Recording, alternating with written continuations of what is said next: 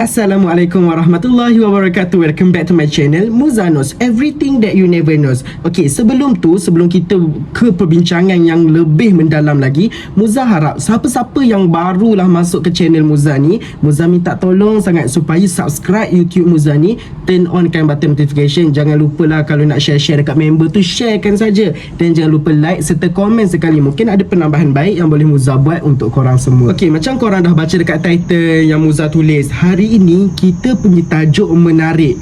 Yang ini bukan tajuk kanak-kanak. Biasa kita dengar je tentang tajuk ni, kita terus terbayang kanak-kanak. Tetapi sepatutnya seusia dengan kita, adult ni ataupun orang-orang yang dah berusia, kena tahu sebenarnya sejarah kita ni.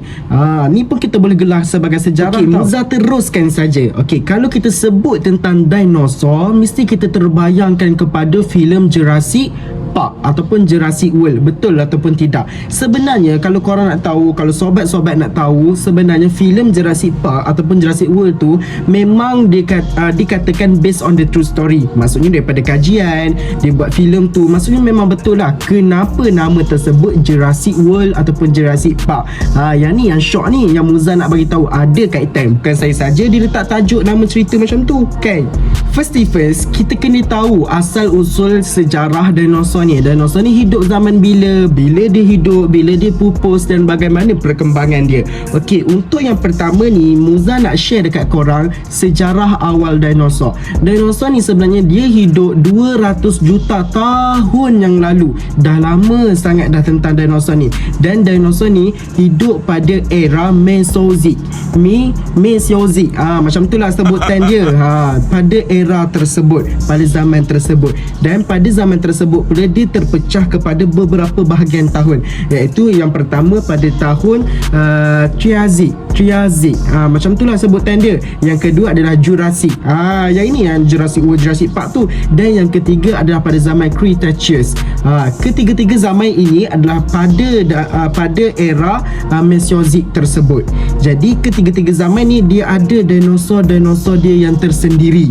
Jadi untuk nota tambahan dekat sobat-sobat yang kat luar tu yang sedang menonton ni, siapa yang menemukan teori dinosaur ni, sebenarnya yang boleh kita tahu zaman itulah, zaman ni lah, nama itulah, nama inilah. Sebenarnya yang mencari tahu tentang dinosaur ini adalah Sir Richard Owen daripada Britain. Dia ini adalah pakar paleontologi, di mana dia mencari tahu lah tentang sejarah ni pada tahun 1842 something macam tu, ataupun 1841 ataupun 1846.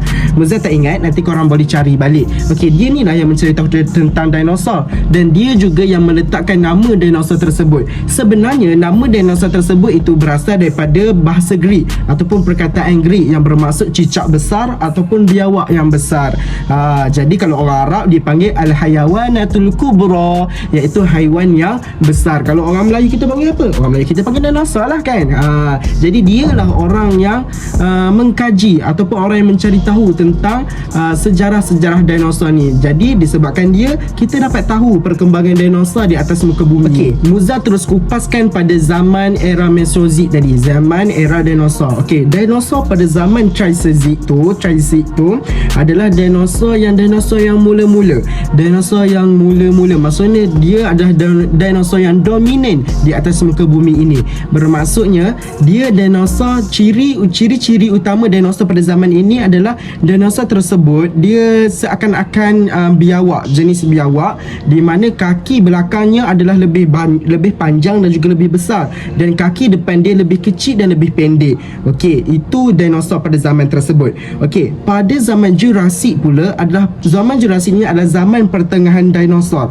Jadi dinosaur pada zaman ini dia dah mula berkembang. Maksudnya dia dah ada dinosaur di darat, dia dah ada dinosaur di laut, dia dah ada dinosaur di bukit, dia dah ada dinosaur carnivore dan juga herbivore. Maksudnya zaman Jurassic ni dah banyak dinosaur, dah macam-macam jenis dinosaur ada. Sebab itulah filem Jurassic tu dia ambil daripada zaman Jurassic, sebab dekat situ dah banyak jenis dinosaur yang wujud.